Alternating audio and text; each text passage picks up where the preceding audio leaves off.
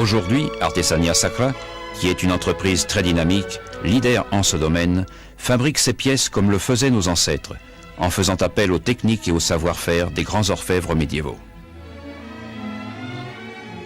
Le dessin, une soigneuse sélection des matériaux et des ornements, la perfection de l'objet dépendent en grande partie de ce moment de créativité pendant lequel le caractère et la nature de nos articles d'orfèvrerie religieuse se définissent nettement.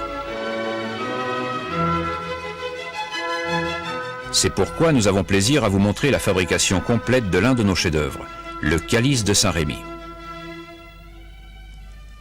La réalisation de l'une de ces magnifiques pièces d'orfèvrerie est le résultat de l'inspiration d'un artiste qui interprète et exécute fidèlement les désirs du client. Ce travail commence par le façonnage de plusieurs morceaux de bois au moyen d'une toupilleuse et de divers outils de coupe. On obtient ainsi les mandrins ou moules de bois sur lesquels on donnera la forme aux disques métalliques qui formeront les différentes pièces composant le calice, comme la coupe, le pied, la base, etc.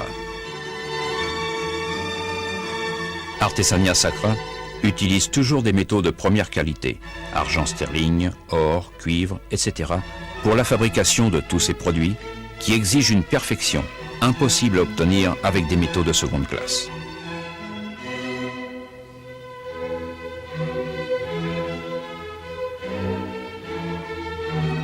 Chaque objet est fabriqué avec une plaque de bonne épaisseur afin d'obtenir la meilleure qualité et la plus longue durée.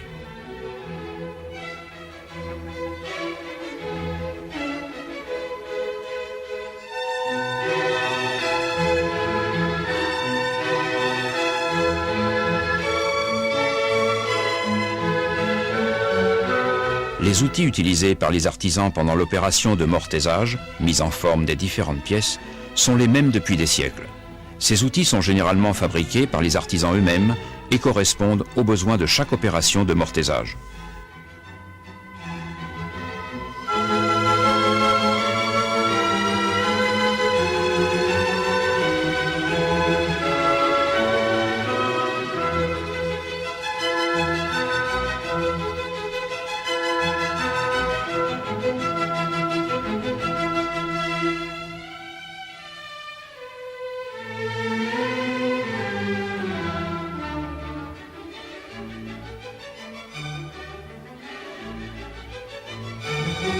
Toutes ces pièces sont soumises à un traitement thermique pour ramollir le métal.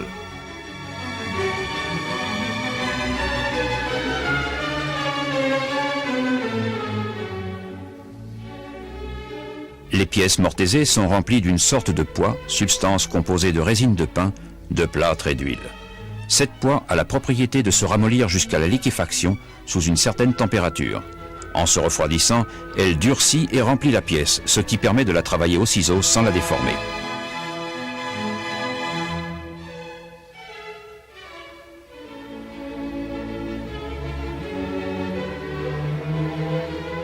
Ce travail de ciselage, proprement dit, comporte plusieurs phases. La première phase consiste à dessiner les motifs de décoration qui seront ciselés sur la pièce. On trace la ligne qu'il faudra suivre au ciseau. Toutes ces techniques sont fort anciennes, transmises de génération en génération et exécutées avec une grande maîtrise par nos artisans rompus à de longues années d'expérience. L'outillage utilisé est simple et rudimentaire. L'artisan fabrique lui-même ses ciseaux, ses burins, ses pointes à tracer, car l'élément principal est la main de l'homme et son adresse artistique.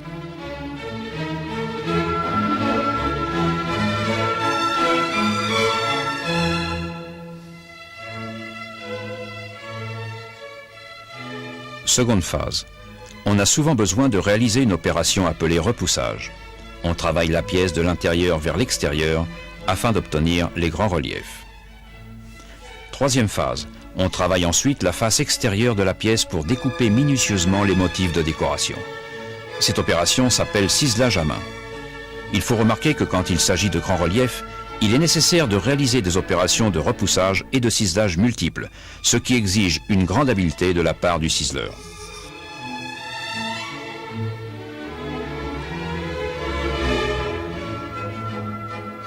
Arrivé à l'étape de gravure à la main, l'artisan dessine les motifs de décoration qu'il devra ensuite ciseler au burin.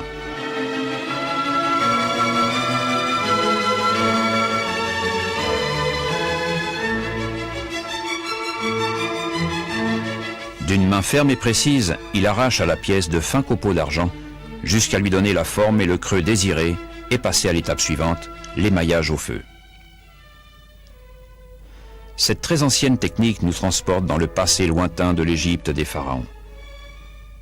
Elle consiste à appliquer une fine poudre d'aspect cristallin composée principalement de silice et d'oxyde de métaux nobles sur la surface métallique à décorer, sur de l'argent généralement. Ce sont ces oxydes qui donnent les différents tons et couleurs à la poudre d'émail qui, une fois fondue sous les effets de la température, se vitrifie en se refroidissant et laisse apparaître les couleurs désirées.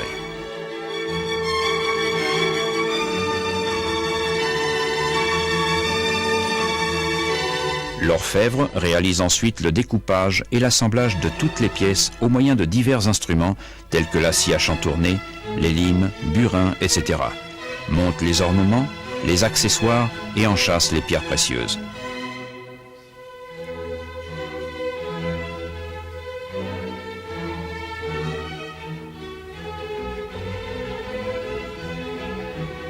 La pièce, même brute, montre toute sa beauté et la qualité de sa construction.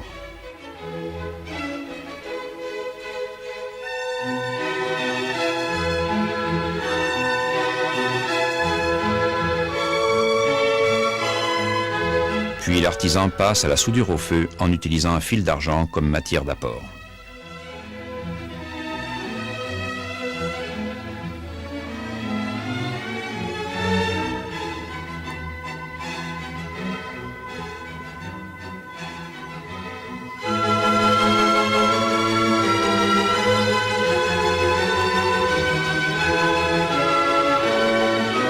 Nous continuons par l'opération de polissage qui donne l'éclat, la prestance et la perfection inimitables qui caractérisent nos articles.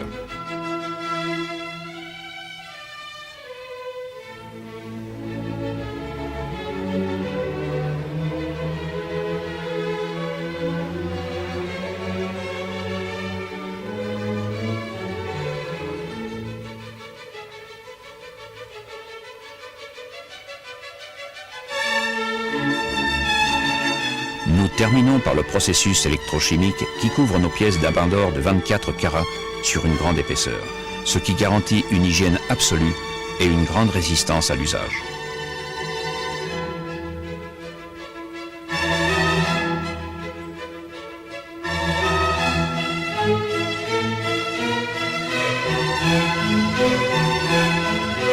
La construction de nos articles est solide et tient toujours compte de la qualité et de la dignité qu'exigent les objets de culte.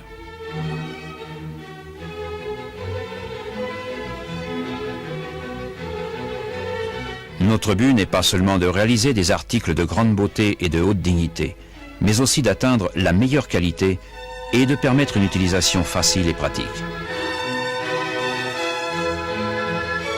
Ces pièces d'orfèvrerie de haute qualité prouvent simplement, mais très clairement, la capacité artistique d'Artesania Sacra dans la conception et la réalisation de tous ces travaux spéciaux, toujours exécutés suivant les spécifications les plus exigeantes que nous confie notre clientèle mondiale.